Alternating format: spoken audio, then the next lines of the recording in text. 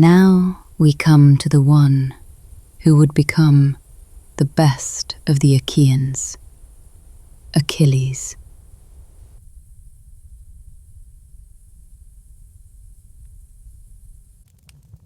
He was raised in the house of Peleus, his father, in Phthia. Among men who were there and whom Peleus received, as was the custom of Xenia, to take in the stranger and give him shelter and let him remain. Men who remained not by chance, but by what had brought them there. There are bonds not spoken of, formed in what men have done and what they have endured. And in that house they remained. Peleus, who had taken to wife a goddess of the sea, and remained after she was gone.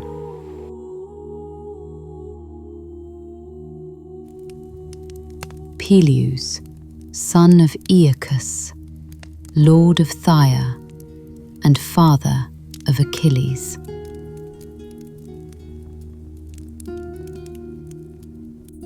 From him came the Myrmidons, a people said to be born of ants, fierce in war and unwavering in their loyalty.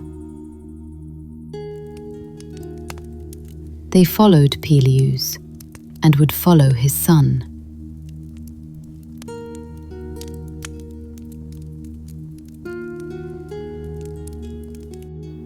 And among them was Phoenix, who had come to that house and remained, who had raised Achilles from his youth, and to him the boy was as a son. And the boy moved among them, not yet as one set apart, but as one being formed by all who were there. He was not taught by one alone, but by all, in what was said and in what was done, and from each he learned.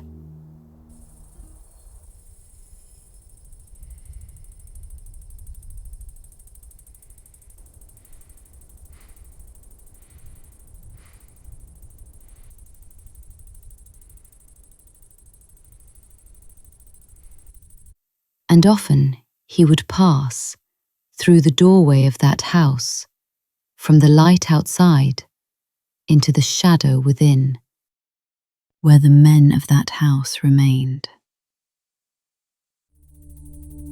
And with him there was another, Patroclus, the son of Menoetius,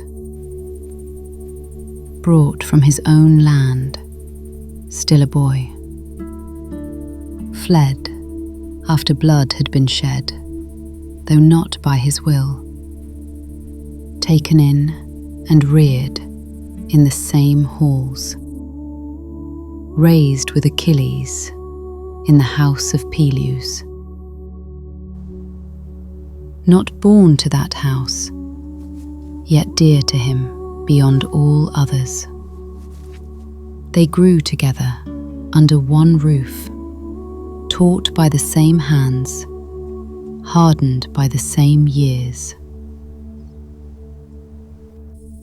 He was the elder, quieter, one who spoke when the moment asked, and whose words were not forgotten. And in that house, neither stood alone. But there were those who knew what lay before him. For his mother was not as other women were. Thetis, a deathless goddess of the sea, who had borne him, knowing sorrow would follow. For she knew from the beginning that his life would be short and filled with grief beyond that of other men. and it had been spoken before he was born what his life would be. Two fates lay before him. If he remained, he would live long, and his name would not endure.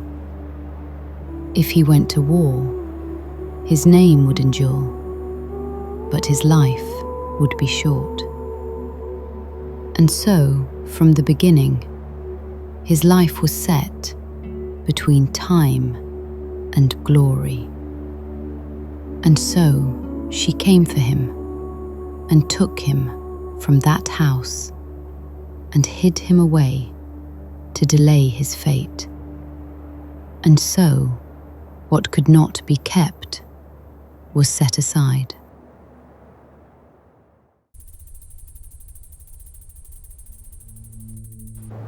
To Skyros he was sent, far from that place and from all that had formed him, to an island set apart, to the house of Lycomedes, among his daughters.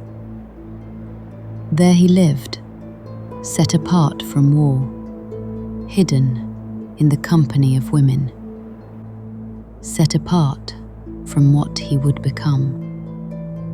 And those within that house, whether they knew or did not, none spoke of it. Each kept silence and let it be.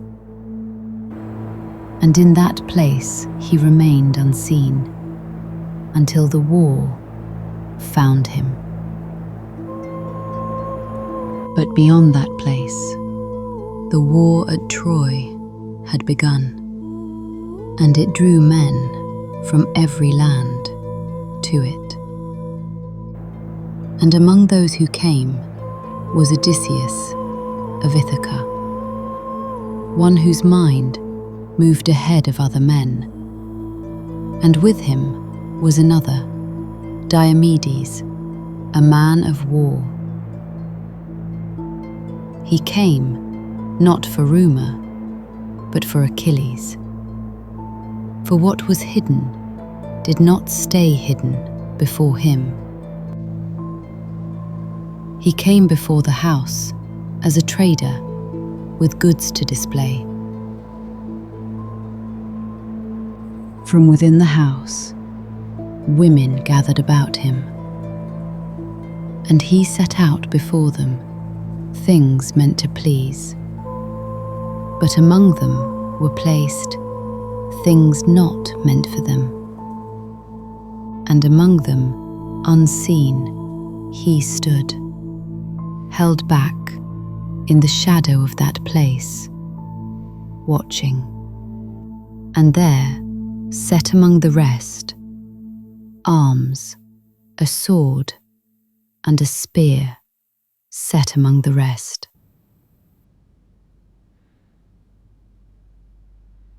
And when the moment came, it was not what was set before him that drew his hand. His hand went to the sword before thought, as one who knows what is his own. And in that moment, he was known. No longer hidden, he stood among them, and the life that had been set before him there was left behind.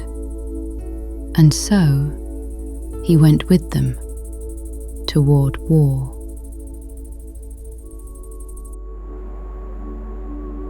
From that place, back among men.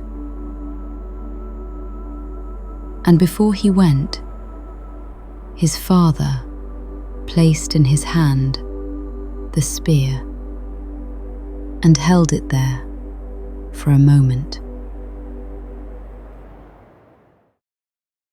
And so Achilles was hidden no longer. What had been withheld had entered the world. I am Callianera,